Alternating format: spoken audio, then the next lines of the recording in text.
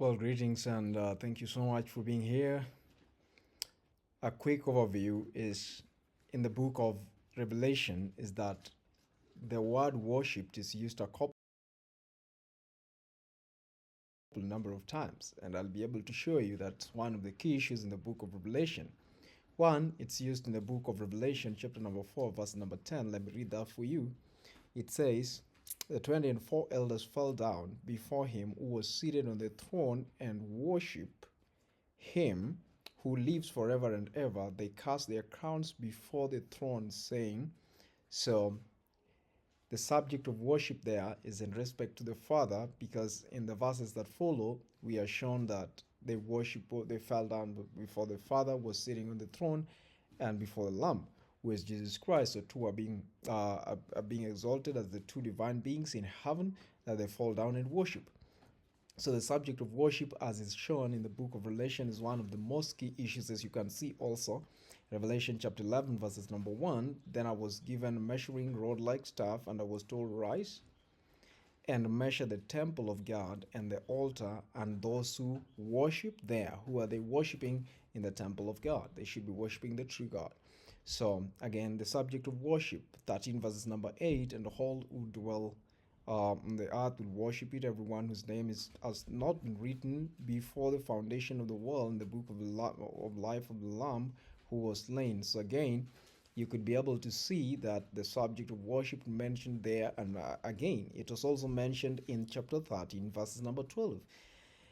It exercises all the authority of the first beast in its presence and makes the earth and its inhabitants worship the first beast whose mortal wound was healed. Again, you can be able to see that the subject of worship is the issue at hand in the final days. Chapter 13, verse 15.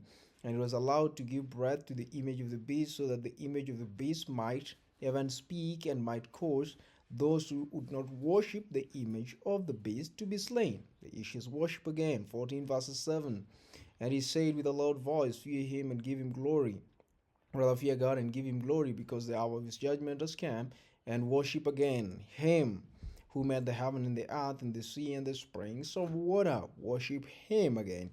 Chapter 15 verse 4. It says, who will not fear, O Lord, and glorify your name, for you alone are holy. All nations will come and worship you, and your righteousness, or rather your righteous act, have been revealed. Chapter number 19, verses number 14. Verses number 10. Then I fell down at his feet rather, to worship him. But he said unto me, you must not do that. That's John, but rather the angel speaking to John. I'm your fellow servant, or rather, I am a fellow servant with you and your brothers who hold to the testimony of Jesus Christ. Worship God. And then you could be able to see also 22 verse 3.